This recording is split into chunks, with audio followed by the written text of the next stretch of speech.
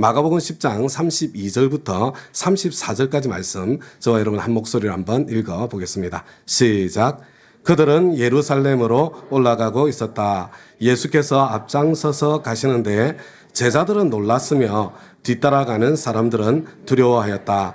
예수께서 다시 12제자를 곁에 불러 놓으시고 앞으로 자기에게 닥칠 일들을 그들에게 일러주시기 시작하셨다.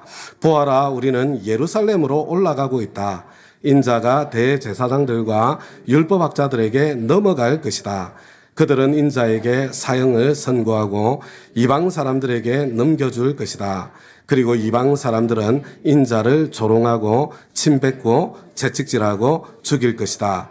그러나 그는 사흘 후에 살아날 것이다. 우리 32절입니다. 지금 예수님께서 예루살렘으로 올라가는 여정을 계속하고 있습니다. 십자가 죽음을 향해서 가고 계십니다. 그런데 그 길을 지금 앞장서서 지금 가고 계시는데 제자들은 그 모습을 보면서 놀랐고 사람들은 두려워하였습니다.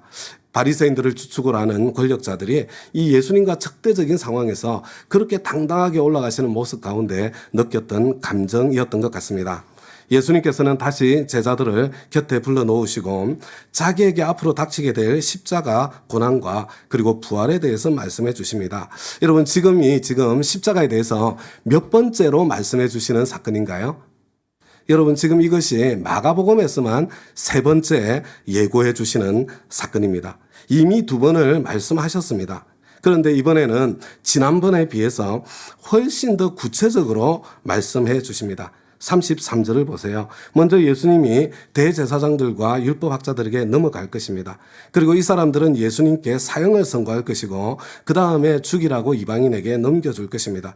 그리고 이방 사람들은 예수님을 조롱하고 침뱉고 채찍질하고 죽일 것입니다. 예수님께서 당신이 받을 고난과 죽음에 대해서 이렇게까지 구체적이고 또 생생하게 말씀해주고 계시는데도 제자들은 도무지 이것을 받아들이지 못합니다. 아직까지도 예수님께서 왕이 되시리라는 그런 기대를 버리지 못한 것 같습니다. 예수님께서 지금 예루살렘으로 가시는 것이 왕이 되러 가시는 길이 아니라 죽으러 가는 것이다 하는 것을 얼마나 믿지 못했는가, 바로 이어지는 사건을 통해서 생생하게 드러납니다.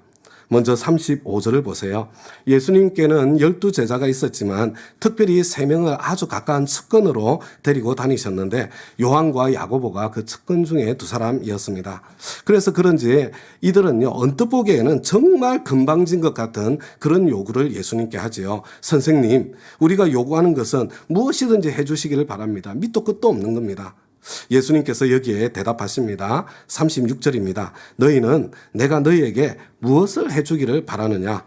그들이 대답합니다. 37절입니다. 선생님께서 영광을 받으실 때에 하나는 선생님의 오른쪽에 하나는 선생님의 왼쪽에 앉게 하여 주십시오. 예수님이 지금 예루살렘에 올라가서 임금님 되시면 최측근의 자리, 가장 높은 2자리, 그걸 자기네들에게 달라고 요구하는 것입니다.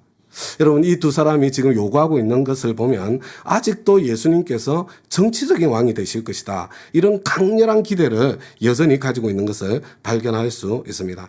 그리고 이들이 지금까지 예수님을 쫓아다닌 이유, 언젠가 예수님께서 한 자리를 차지하면 나도 한 자리 해보겠다는 그런 인간적인 그런 동기를 가지고 지금까지 예수님을 쫓아다녔다는 것을 보여주고 있는 것입니다.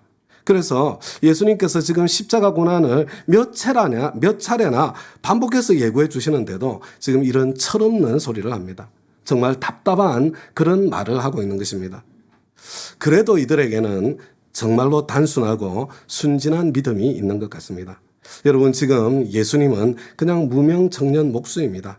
유명한 랍비 밑에 교육을 받은 것도 아닙니다. 또한 특별히 집안이 유력했던 것도 아닙니다. 그 집안이 사회적으로 어떤 힘이 있고 알려진 것도 아닙니다. 그런데도 예수님께서 왕이 되실 것이라는 이 2사람의 기대는 조금 더 흔들림이 없습니다. 정말로 단순하고 순진한 믿음입니다. 그리고 이 2사람은요, 가만히 보면 용기가 꽤 있는 사람들이었던 것 같습니다. 38절을 보기 바랍니다. 예수님께서 너희는 너희가 구하는 것이 무엇인지를 모르고 있다. 내가 마시는 잔을 너희가 마실 수 있고 내가 받는 세례를 너희가 받을 수 있느냐?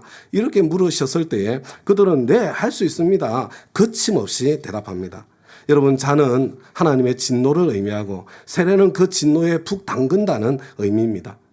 예수님께서 지금 십자가 그 고난을 이렇게 표현한 것입니다.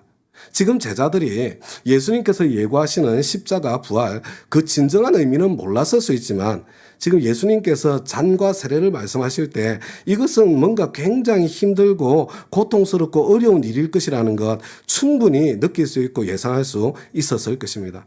그런데도 그들은 거침없이 할 수 있습니다. 예수님께서 왕이 되시는 길에 닥쳐올 힘들고 어렵고 고통스러운 일, 때로는 좀 이렇게 추하게 보이는 일들, 그런 일들이라고 하더라도 우리가 앞장서겠습니다. 지금 그런 고백을 하고 있는 것이 아닙니까? 이렇게 대답하는 것을 보면 이들의 용기가 보통 용기가 아니었던 것 같습니다. 그래서 하나님의 뜻을 제대로 분별할 줄도 몰랐고 인간적인 동기로 예수님을 쫓았지만 그래도 예수님께서는 이들을 사랑하셨고 그래서 최측근으로 두셨던 것이 아닌가 하는 생각을 하게 됩니다. 지금도 보면 하나님께서는 단순하고 순진한 믿음을 정말로 좋아하시는 것 같습니다. 어떤 분들은 하나님의 뜻도 잘 모르는 것 같고 그리고 또 사람을 보면 참 이기적인 것 같은데 그래도 아주 단순하고 순진한 믿음을 가지고 있습니다. 기도하면 하나님께서 반드시 들어주신다. 예수님께서는 못하실 일이 없다. 그런 믿음을 가지고 덤비는 분들이 있습니다.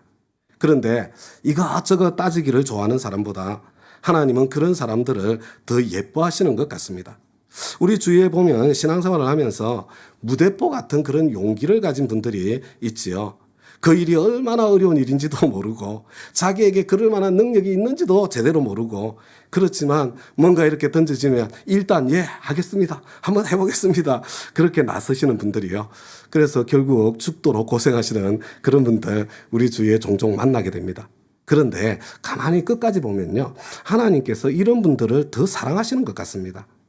그런 무모함을 사랑하시는 것 같습니다. 그래서 이런 분들을 통해서 어느 누구도 상상하지 못한 하나님의 기적 같은 일들을 펼쳐가는 것을 볼 때가 정말 많습니다. 41절을 보시기 바랍니다. 그런데 열 제자가 이것을 듣고 야고보와 요한에게 분개했습니다. 여러분 왜 열 제자들을 왜 분개했을까요? 자기들도 똑같은 욕망을 가지고 있었기 때문입니다. 여러분 예수님 정말 외롭지 않았겠어요? 야고보 요한 두 사람만이 아니라 12제자 모두가 다 아직도 예수님께서 지금 정치적인 왕이 되는 것으로 오해를 하고 있는 것입니다. 당신이 지금 가는 길은 죽으러 가는 길이라고 그렇게 말씀하셨는데도 이 두 사람만 오해를 한 것이 아니라 모두가 다 예수님 쫓아다니면 내가 한 자리 하게 될 것이다. 그런 인간적인 기대를 가지고 쫓아다녔다는 것을 보여주고 있지 않습니까? 예수님 정말 외로우셨을 것 같습니다. 저 같으면 실망이 되고 낭망이 되었을 것 같습니다. 그런데 끝까지 인내하시는 우리 주님께서는 제자들을 또 곁에 다시 불러놓고 이렇게 말씀해 주십니다. 42절부터 45절까지 바로 오늘 본문의 말씀입니다. 우리 예수님의 심정을 한번 마음에 느껴보시면서요. 우리 다시 한번 한 목소리로 읽어보겠습니다. 시작. 그래서 예수께서는 그들을 곁에 불러놓고 그들에게 말씀하셨다. 너희가 아는 대로 이방 사람들을 다스린다고 자처하는 사람들은 백성들을 마구 내리누르고 고관들은 백성들에게 세도를 부린다. 그러나 너희끼리는 그렇게 해서는 안 된다. 너희 가운데서 누구든지 위대하게 되고자 하는 사람은 너희를 섬기는 사람이 되어야 하고 너희 가운데서 누구든지 어뜸이 되고자 하는 사람은 모든 사람의 종이 되어야 한다.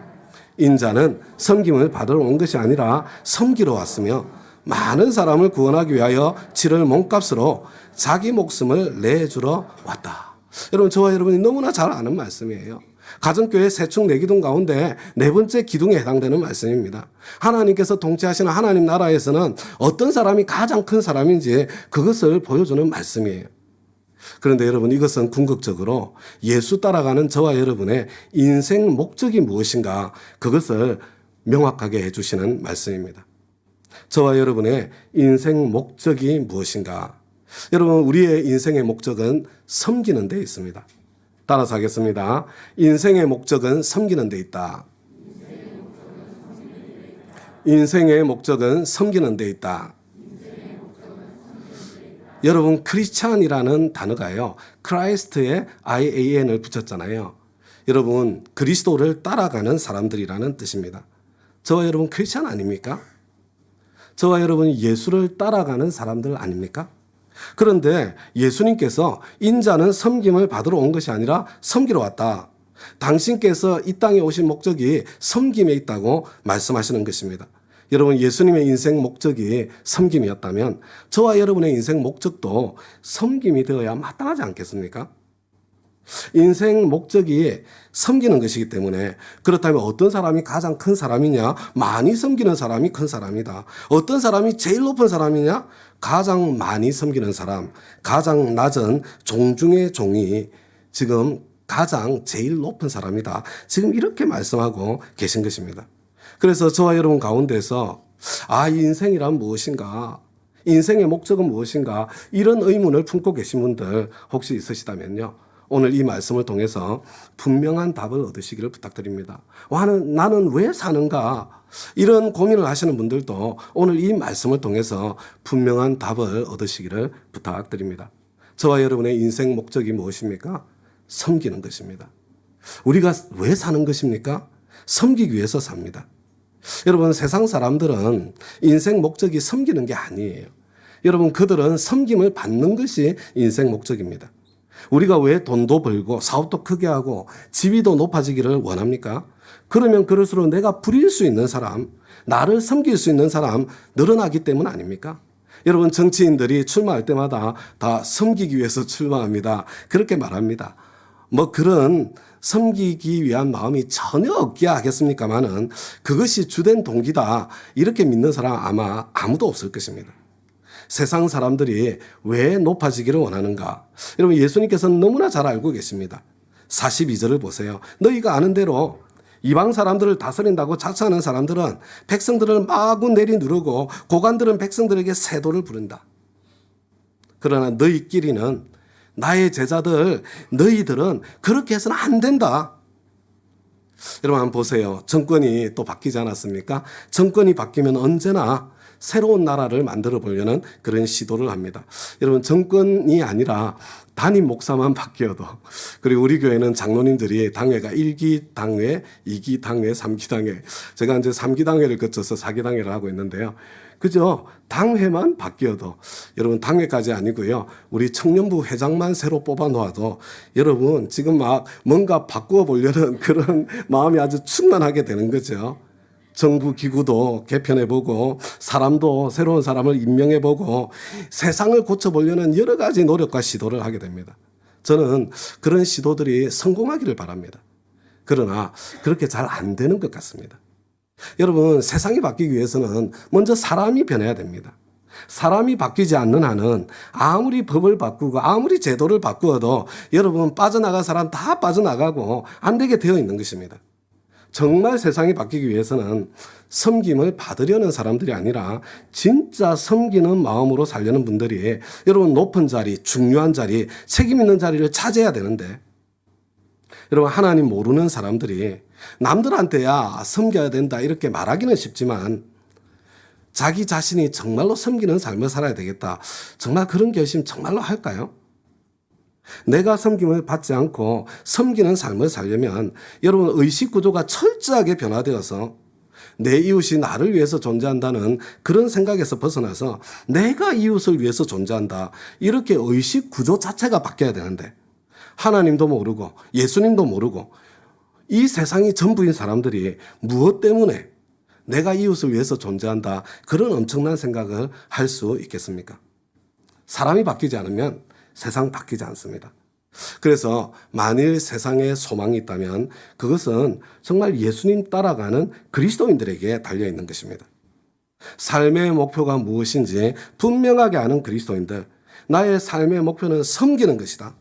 이웃이 나를 위해서 존재하는 것이 아니고 내가 이웃을 위해서 존재한다.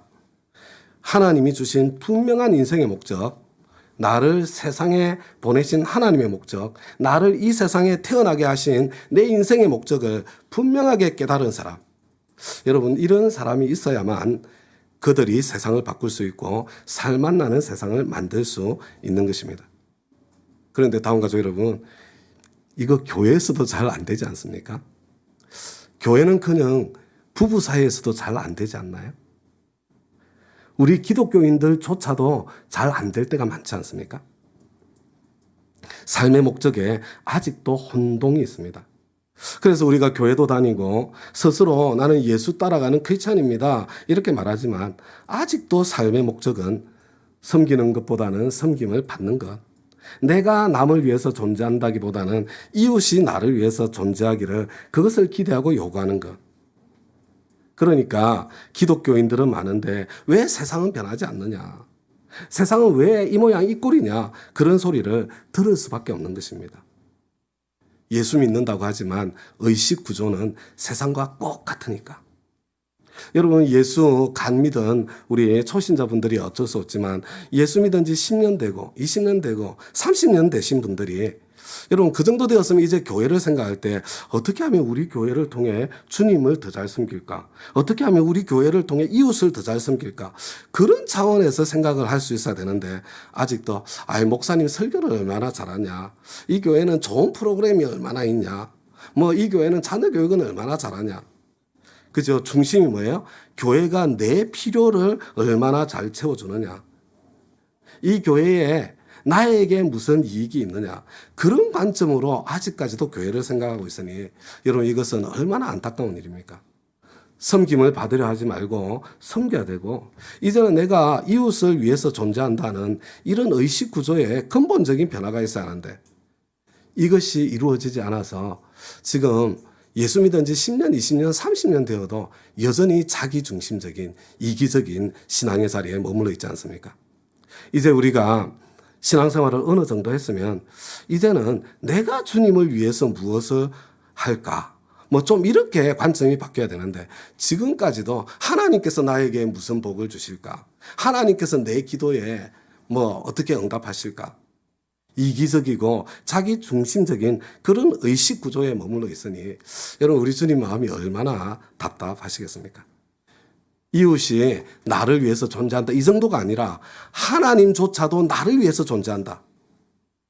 이런 세상 사람들이 아는 옛 사고방식과 옛 가치관에 그대로 젖어 있으니까 여러분 하나님 아버지 마음이 얼마나 답답하시겠어요. 저와 여러분의 의식 구조가 바뀌어야 됩니다. 우리 크리스천의 인생 목적이 무엇인지 분명히 알아야 합니다. 하나님께서 나를 세상에 태어나게 하신 것은 섬김을 받기만 하는 자리에 머물러 있으라는 것이 아니라 섬기는 사람으로 성장하라는 것입니다. 저와 여러분을 불러주신 것은 섬김을 받으라고 불러주신 것이 아니라 섬기라고 불러주셨습니다. 크리스찬으로서의 인생관이 아직도 분명하지 않으신 분들은 인생관을 확실하게 정리하시는 그런 오늘이 되기를 간절히 소망합니다. 그런데 다음 가족 여러분, 이렇게 주님께서 주신 이 인생 목표, 인생 목적을 내 것으로 딱 삼으면 여러분 인생에 보람이 생기고 의미가 찾아오고 기쁨이 찾아옵니다.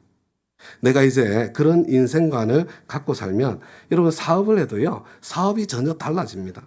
이제는 사업을 단지 돈을 더 벌기 위해서 하는 것이 아닙니다.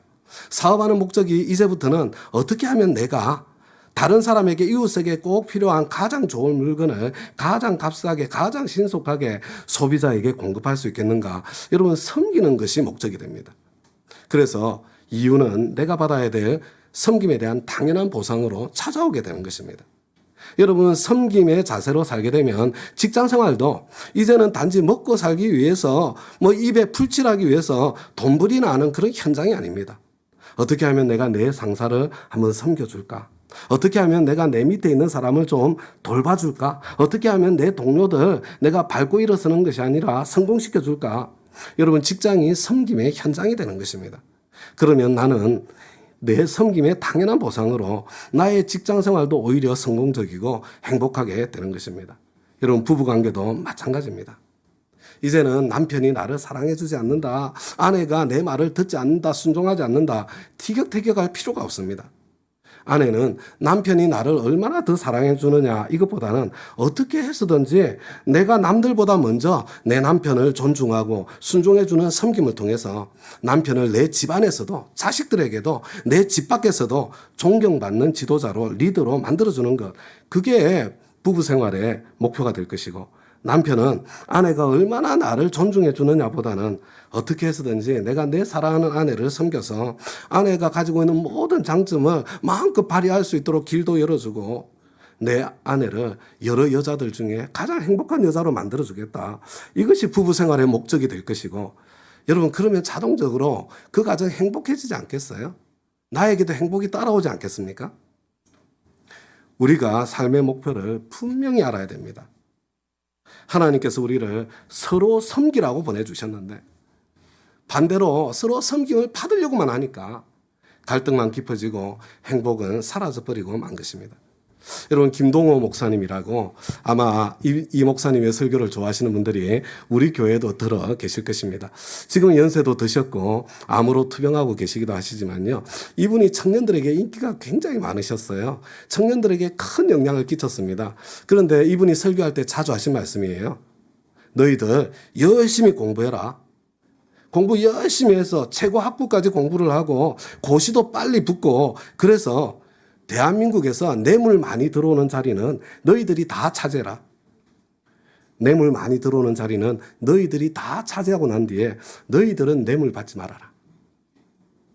여러분 이거 정말 멋지지 않습니까? 여러분 이것 밖에는 세상을 바꿀 길이 없습니다. 여러분 세상을 바꾸어 보려고 아무리 목소리 높이고 감시하고 비판하고 핏대를 올려봐야 여러분 큰 소용 없습니다. 뭔가 잠깐 되는 것처럼 보여도요. 여러분 부작용이 더 클 때도 많습니다. 인생의 목적을 섬기는데 분명히 둔 사람들이 실력을 키워서 중요한 자리를 다 차지하는 것입니다. 그리고는 그 자리에서 섬기는 겁니다. 여러분 하나님께서 약속하지 않으셨습니까? 때가 되면 너희를 높이시리라. 근데 언제가 때가 된 겁니까? 여러분 내 인생 목적이 섬김이라는 것이 분명해지고 그것이 실제가 된 때가 바로 하나님께서 높여주실 때가 된 거예요. 그래서 저는 다음 가족 여러분들을 위해서 축복하며 기도합니다.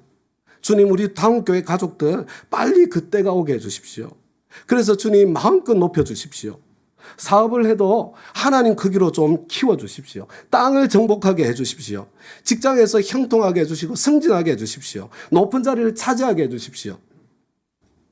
우리 자녀들 최고의 교육, 최상의 교육을 받을 길을 열어주시고 부모님들이 디딤돌이 되어서 부모인 저희들이 서보지 못한 높은 자리에 세워주십시오. 가능한 한 최고 학부까지 공부하게 해주시고 사회에서 큰 지도자들 되게 해주십시오. 그리고 곳곳에서 섬기는 사람들 되게 해주십시오. 저와 여러분, 우리 삶의 목적을 분명히 알아야 합니다. 큰 사업체를 가지고 있고 돈을 많이 가지고 있고 타이틀을 가지고 있고 지위가 높아도 그것을 가지고 남을 섬기는 데 쓰지 않으면 하나님 보시기에는 실패한 인생입니다. 그리고 죽을 때 그거 다 놓고 갑니다.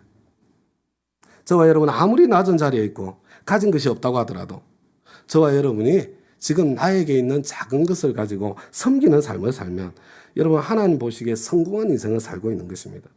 인생 목적을 따라 살고 있는 것입니다. 내 인생은 무의미하다. 난 가치 없는 인간이다. 그런 생각하시는 분들 혹시 계시지 않습니까? 여러분 무의미하거든 의미 있게 만드세요. 가치 없다고 생각하시면 가치 있는 인간이 되도록 그렇게 내가 노력하면 됩니다. 여러분 섬김으로 되는 것입니다. 아무리 내가 가진 것이 없다 해도 여러분 나의 경험을 필요로 하는 사람들이 반드시 있습니다. 여러분 거지에게 줄 것은 없어도 도둑 맞을 것은 있다. 그런 속담이 있지 않습니까? 여러분 아무리 내가 가진 것이 없어 보여도 나보다 더 없는 사람들이 있습니다. 내가 아무리 할 수 있는 것이 없는 것처럼 보여도 여러분 주위를 한번 가만히 살펴보세요. 내가 아니면 내가 섬기지 않으면 안 될 그런 구멍들이 여러분 우리 집에도 있고 우리 목장에도 있고 우리 교회에도 있고 내 일터에도 있고 세상에도 너무 많습니다. 의미 없는 인생이라고 생각하지 마시고 가치 없는 인간이라고 자책하지 마시기 바랍니다. 얼마나 가졌느냐가 인간의 가치를 결정하는 것이 아닙니다. 아무리 많이 가지고 있어도 그것으로 섬기지 않는 사람은 하나님 앞에서 꽝입니다. 그러나 내가 어느 위치에 있든지 그리고 아무리 적게 가지고 있어도 나에게 주신 것 가지고 섬기는 삶을 살면 하나님 앞에 섰을 때 착하고 충성된 종아 하나님께서 칭찬해 주시는 칭찬을 듣게 되어 있습니다. 쓸데없이 허무에 젖어 있지 마시기 바랍니다. 쓸데없이 내 인생은 망했다, 내 인생은 초라하다, 내 인생은 무의미하다 한탄하지 마시기 바랍니다. 의미 있게 만드시고 가치 있게 만드시기 바랍니다. 여러분, 섬김으로 의미 있게 만들고 섬김으로 가치 있게 만드는 것입니다. 오늘 내 인생 목적을 분명히 하셔서 하나님께서 나를 세상에 보내주신 것은 섬기라고 보내셨다. 여러분, 의식 구조를 완전히 바꾸시기 바랍니다.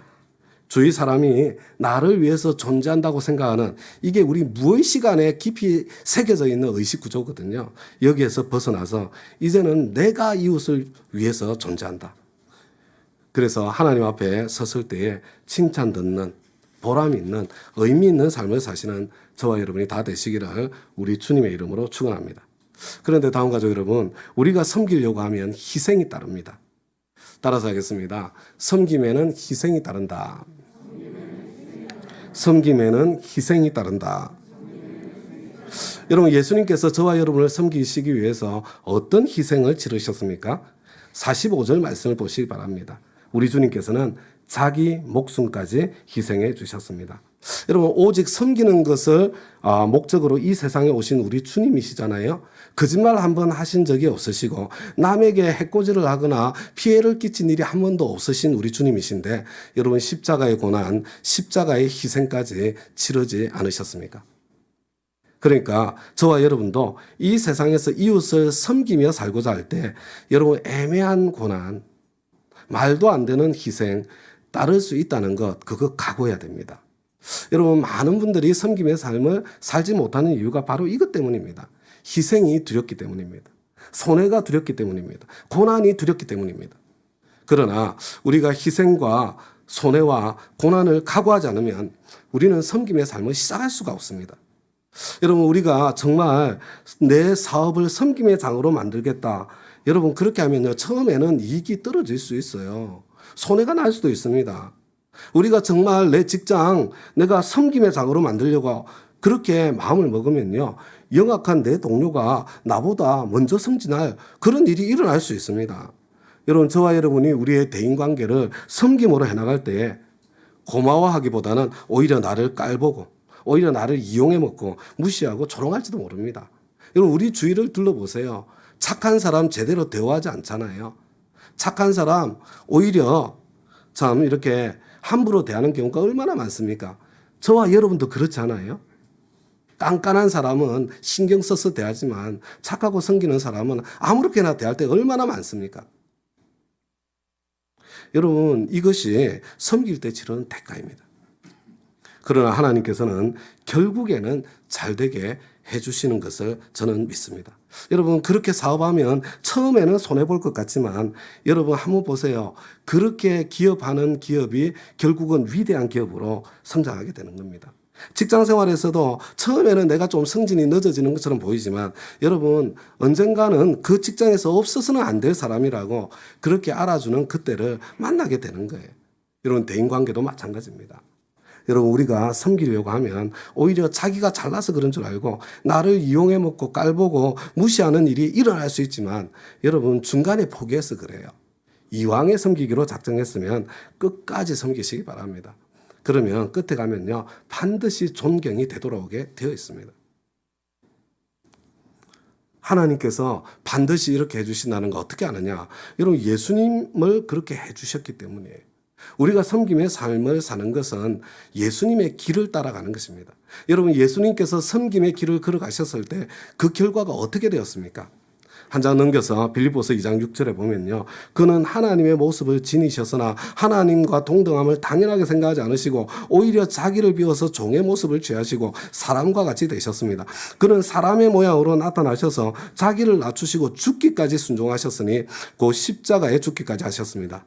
그런데 그 다음에 하나님께서 어떻게 하셨어요? 그냥 그대로 내버려 두셨습니까? 아닙니다. 9절을 보면 그러므로 하나님께서는 그를 지극히 높이시고 모든 이름 위에 뛰어난 이름을 그에게 주셨습니다. 여러분, 내가 나를 낮추고 섬길 때 하나님께서 계속 나를 그 자리에 처박아 놓으실 것이라고 저는 절대로 믿을 수가 없습니다. 그러나 여러분, 그렇게 계속 그 자리에 머물게 하시는 것처럼 보인다고 하더라도 우리는 계속 섬겨야 합니다. 왜냐하면 그 섬김에는 특별한 유익이 따라오기 때문에 그렇습니다.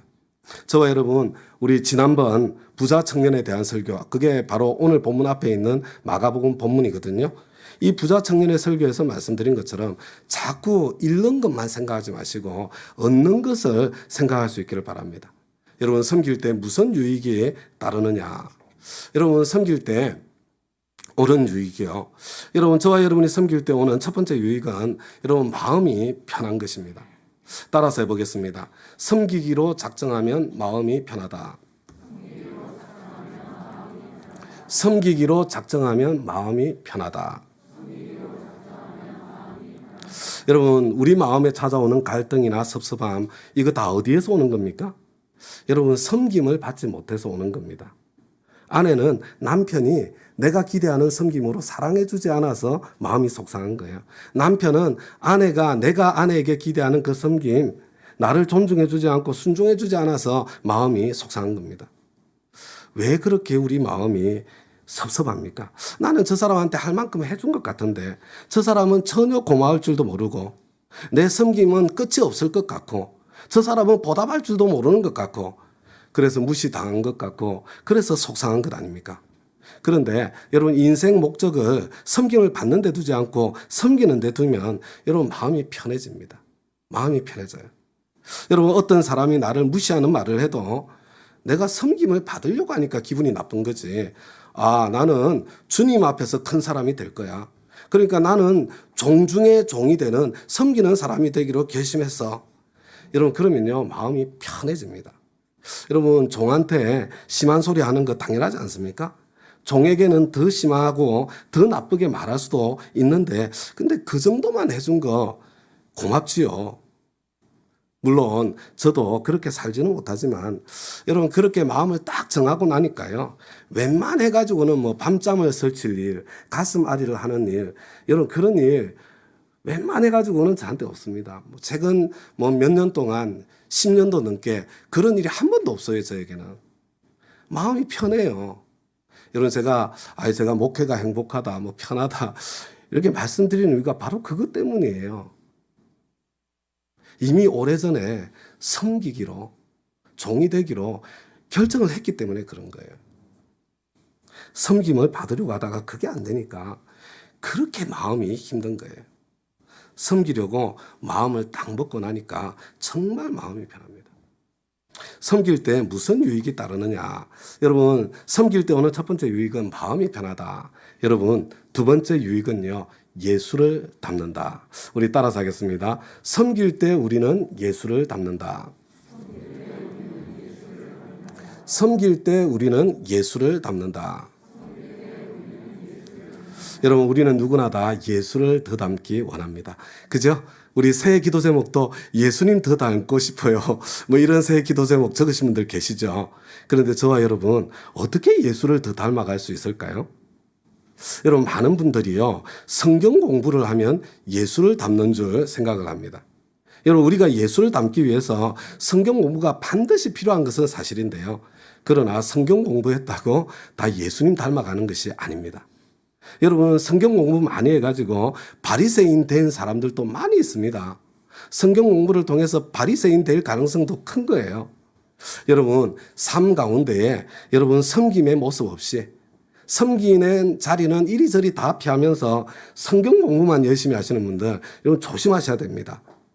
예수를 십자가에 못 박은 바리새인이 될 가능성이 얼마나 큰 줄 아십니까?